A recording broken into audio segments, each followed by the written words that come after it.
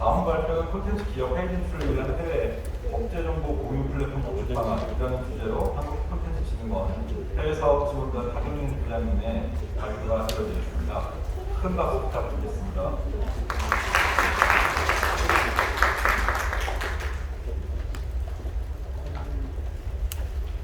안녕하십니까. 방송 소개 발표는 한국콘텐츠진흥원 해외사업단의 박용민 부장입니다. 저는 오늘 콘텐츠 기업의 해외 진출을 함에 있어서 진출을 지원하기 위한 정보 제공, 해외 법제정보 제공, 법제정보 공유 플랫폼을 어떻게 구축할 수 있는지에 대해서 방안에 대해서 좀 말씀을 드리고자 이 자리에 소개됐습니다. 네, 저는 개인적으로 한국콘텐츠진흥원에서 지난 몇 년간 콘텐츠 기업의 해외 진출을 지원하는 업무를 수행을 해왔습니다. 그런데 이제 업무를 수행하면서 두 가지 크게 느낀 점이 있는데요.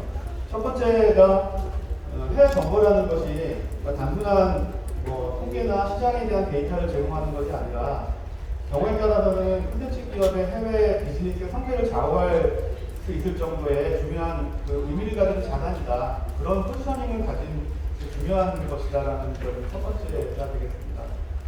한류나 해외 콘텐츠 수출이 확산되는 최근 몇 년간에 보면 업계에서 특히 게임 업계에서는 이제 해외 직접 진출을 하다 보니까 현지의 법제도나 이런 부분에 대해서 민감하게 대응하는 일들이 생기고 있습니다. 예를 들면 현장의 목소리에서 보시는 바와 같이 그 나라의 법제 정보를 모르고 법령이나 규제 정보를 모르고 현지 서비스를 하다가 그 나라의 어떤 규제 정책에 문제가 생기게 되면 비즈니스 자체가 이제 문제가 생기는 경우도 종종 발생을 하게 되거든요.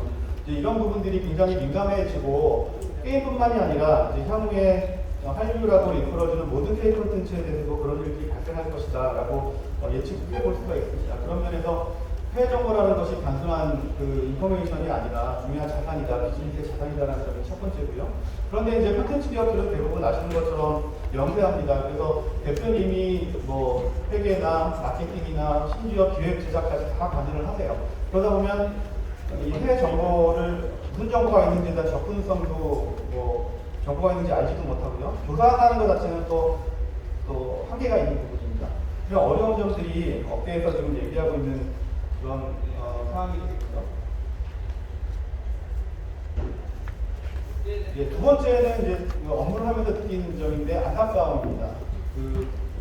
해외 업무를 하다 보면 개별 기업들이 나는 이런 나라에 이렇게 진출하고 싶은데 이런 문제점이 있습니다. 라고 상담을 해주세요라든가 해결 방안이 없으니까라는 그런 의견들을 계속 제시해 주시는데 사실은 문체부나 저희 진흥원 같은 경우에 개별 기업들의 어려운 점들을 제공해줄 수 있는, 대응해줄 수 있는 정보 체계라던가 아니면 1대1로 대응해주는 사업 체계가 없습니다.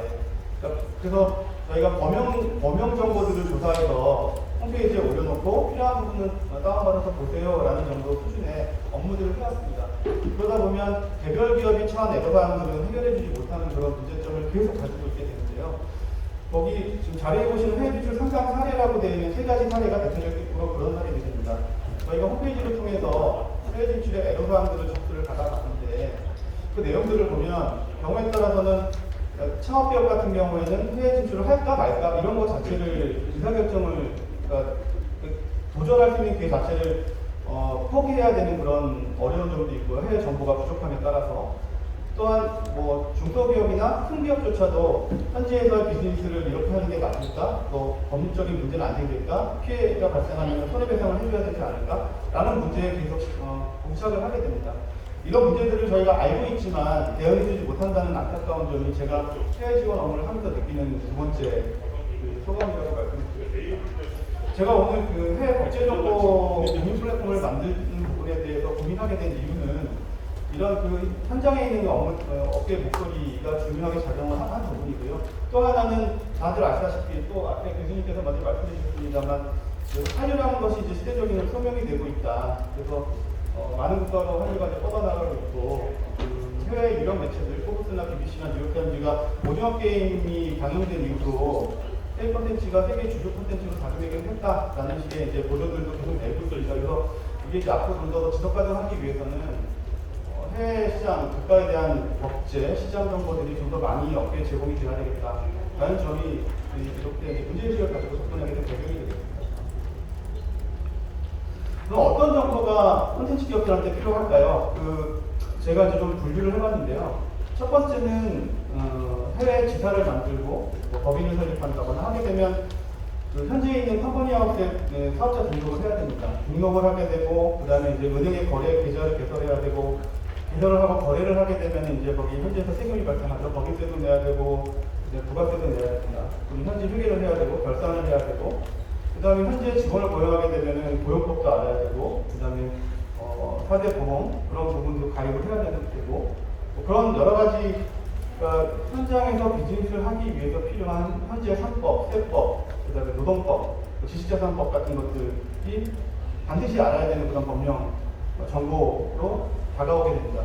두 번째는 콘텐츠 같은 경우에 해당 장르별로 국가별 정부에서 제시하는 서비스의 규정, 심의, 그 다음에 가이드라인 이런 것들이 있습니다. 예를 들어 유럽 같은 경우에는 PEGI라고 해서 게임에 대한 연령 유통을 하기 위해서는 연령에 대한 심의를 받아야 됩니다. 그런 부분들도 심의 절차로서 필요하고요. 그 다음에 영국 같은 경우에 방송 프로그램을 현지 채널에 송출하기 위해서는 오프컴에서 제공하는 심의 절차나 이런 것들을 또 거쳐야 되는 상황들이 있습니다. 근데 현지의 제도이긴 합니다만 우리 기업들이 현지에 있는 기업들하고 공동 제작을 한다거나 현지의 유통 채널을 통해서 서비스를 하기 위해서는 이런 정보들도 이런 정보들이 업데이트되는 상황도 모니터링하고 파악하고 있어야 된다는 것입니다. 그래서 국가별 산업 정책 정보가 또 중요하다 이렇게 말씀을 드릴 수가 있고요. 그다음에 이제 비즈니스를 하는 데 있어서 가장 중요한 이제 시장 정보가 있겠죠. 플레이어에 관한 정보, 그다음에 소비자 동향에 관한 것들, 그리고 이제 산업 시장의 트렌드 이런 것들도 중요합니다. 그리고 마지막으로 그 국가가 속해 있는 번역에 따른 뭐 종교나 문화적인 특성들이 있어서 경우에 따라서는 지역에 따라서는 종교법이 다른 상위의 어떤 법령 정보라던가 뭐 이런 정부의 정책 가이드라인보다 더 상위에 위치하는 국가들도 상당수 있습니다. 그래서 이런 국가별 문화나 종교 코드에 관한 그런 정보도 매우 중요하다고 생각을 합니다. 네, 그래서 국내에서 그러면 해외 법령 정보나 법제 정보나 이런 것들을 얼마나 제공하고 있는지 제가 좀 찾아봤는데요. 국회 법률도서관에서 많은 정보들을 제공해주고 계십니다. 그리고 한국법제연구원에서도 외국의 특히 아시아 국가 중심으로 해서 네트워크를 만들어서 해당되는 국가들의 법제 정보들을 번역해서 제공해주시기도 하시고.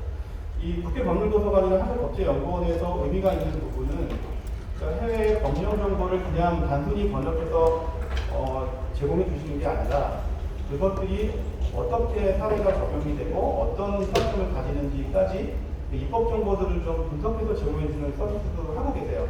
그런 건 되게 의미가 있는 내용이라고 할 수 있겠고요. 그리고 이제 코트라도 저희 콘텐츠진흥원 같은 경우에는 이제 무역 정보나 뭐 수입 규제에 관한 것들, 그리고 이제 저희 진흥원은 장르별 시장에 관한 정보들을 제공을 해주고 있습니다. 그런데 이 국내 기관에서 제공해주고 있는 이런 국제 정보들, 법령과 시장과 정책과 그다음에 문화, 종교 코드에 관한 이런 정보들이 충분하지 않다는 거죠. 그래서 특히나 이 국회나 법제연구원에서 제공해주시는 정보들은 이제 법령 정보에 해당이 되는 거고요. 법과 시행령 뭐 이런 것들에 대한 정보들이고 콘텐츠 산업에 좀 특화되지 않습니다. 그리고 코트라와 코카 저희 진흥원에서 제공하는 정보들 역시 콘텐츠 기업들이 필요로 하는 정보를 뭐 망라하고 있다고 볼 수는 없습니다. 그래서 한계가 있고요. 아까 말씀드렸지만 일반적인 정보들을 다 같이 볼 수 있는 정보의 형태로 가공해서 제공을 해주고 있을 뿐입니다.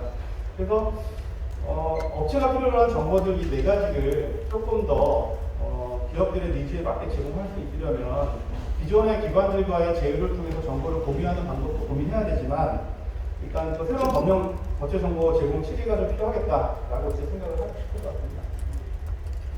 그러면 이 네 가지 이 정보들을 좀 어떤 특성을 가지고 어떻게 저희가 수급을 해야 되는지 그 부분에 대해서 좀 고민해본 내용이고요. 우선은 정보의 특성을 구성력과 그다음에 이제 그 변경 주기로 이렇게 구분을 좀 해봤습니다. 제가 임의적으로 해본 내용이 되겠는데요. 구성력은 이제 그 강제가 되고 어렸을 때 법적 문제가 야기가 될 수 있는 내용들이니까 중요하고요. 다만 이런 정보들은 자주 바뀌진 않습니다. 그래서 저희가 이런 정보를 수집할 때 뭐 많은 비용이 주기적으로 들어가진 않는다고 봐주시면 될 것 같고요.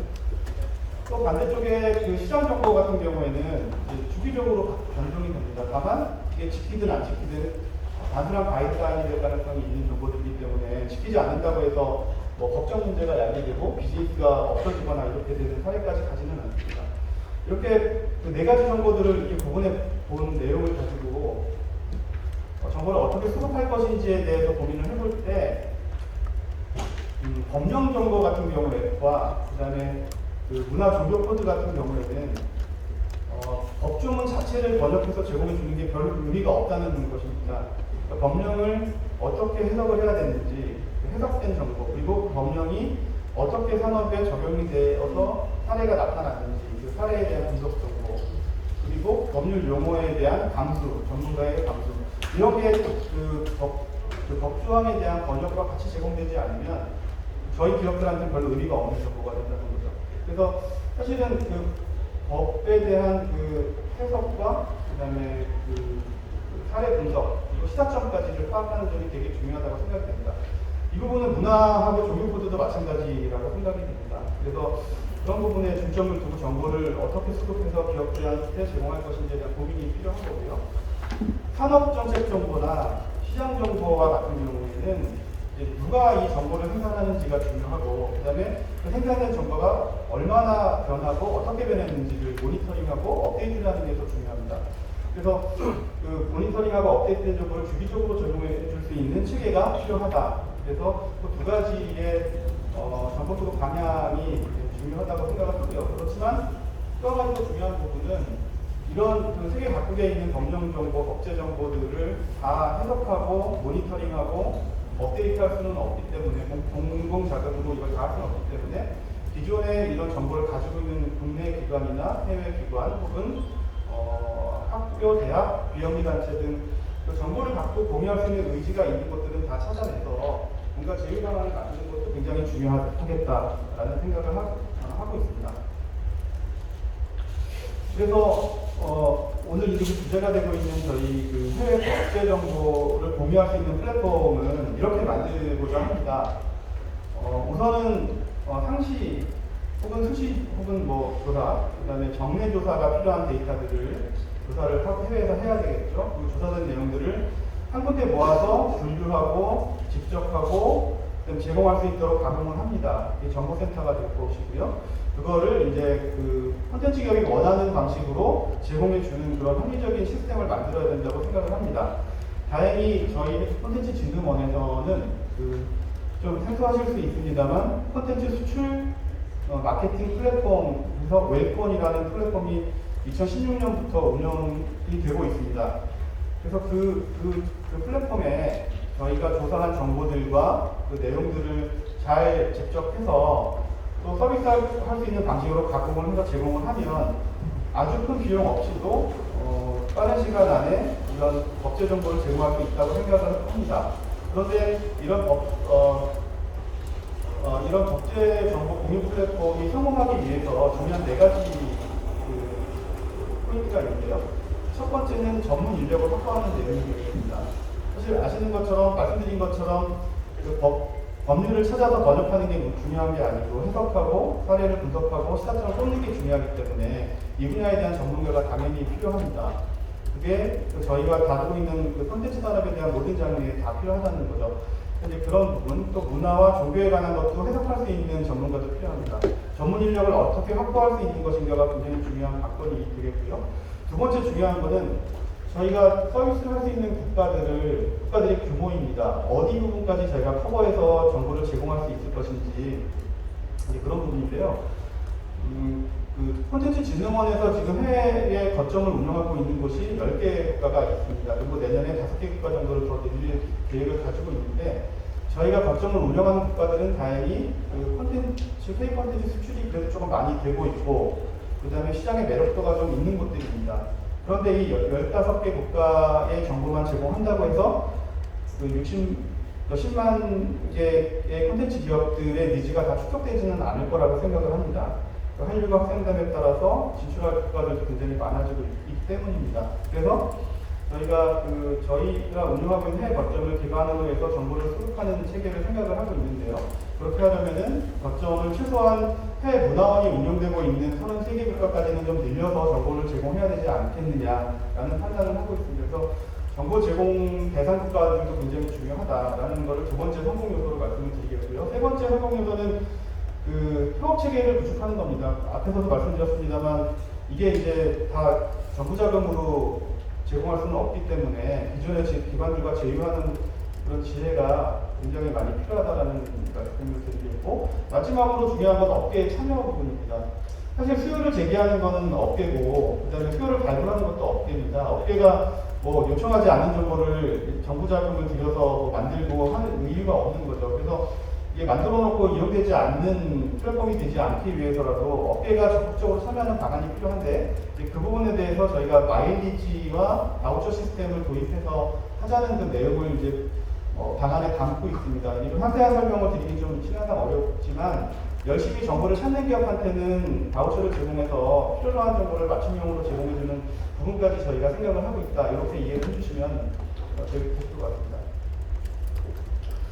저희가 해외 법제정보 공유 플랫폼을 만드는 게 원래 목표는 아니고요. 그 한류나 K 콘텐츠가 좀 더 세계적으로 확산해 나가게 하고, 그 한류와 K 콘텐츠 확산에 정보에 대한 헤게모니를 저희가 우리나라가 갖고 뭔가 주도할 수 있는 그런 그림이 필요하다는 생각을 조금 해보고 있습니다. 그래서 중기적으로는 법제정보 공유 플랫폼을 한류나 K 콘텐츠 기반의 지식 정보를 공유할 수 있는 플랫폼으로 확대 발전을 시켜보겠다라는 생각을 갖고 있습니다. 이게 이제 뭐 앞에 그 한류 기반 글로벌 지식 공유 플랫폼이라고 말씀을 드렸는데, 글로벌이라는 이름을 썼다는 얘기는 사실은 이제 우리나라에서 만든 생산한 정보만 뭐 올려놓고 공유하고 하는 게 것으로서는 충족되지 않는 것이고요. 그래서 세계 그 지식 싱크탱크라고 할 수 있는 지식 집단들을 이 한류에 관해서 같이 고민하고 같이 공동 프로젝트를 수행하고 그런 것들을 할 수 있는 프로그램들을 좀 마련해서 관련된 정보들을 좀 모으는 그런 플랫폼도 향후에 좀 저희가 지향하면서 진행을 하고 싶다라는 말씀을 드리겠습니다.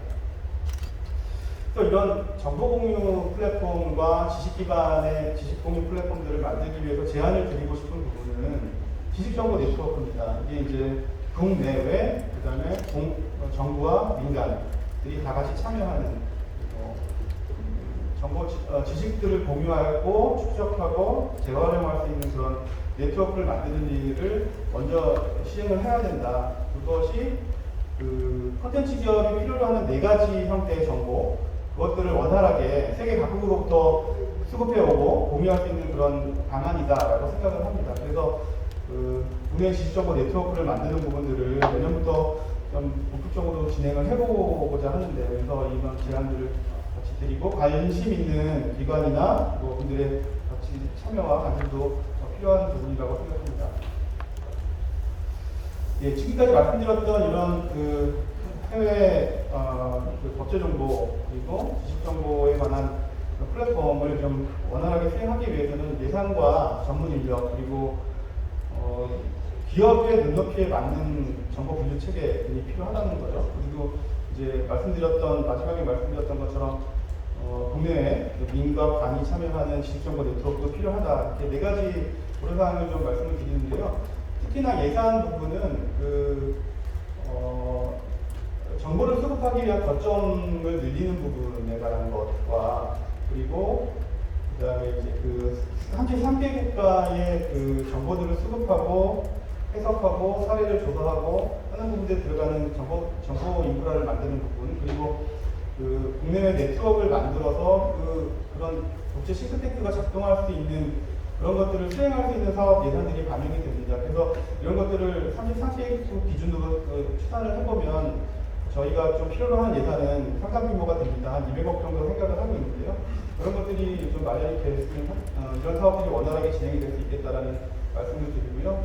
전문 인력 확보와 분류 체계 부분 그리고 그 지식정보 네트워크에 관한 조금 세부적인 내용은 토론 때 혹시 질문 주시면 추가로 말씀드릴 수 있도록 하겠습니다. 네, 지금까지 준비한 내용 말씀드렸습니다. 감사합니다. 네, 콘텐츠 기업 해외 진출을 위한 해외 국제 정보 공유 플랫폼 방안 을 주제로 학교 콘텐츠 진흥원 박영민 기자님의 발표가 있었습니다.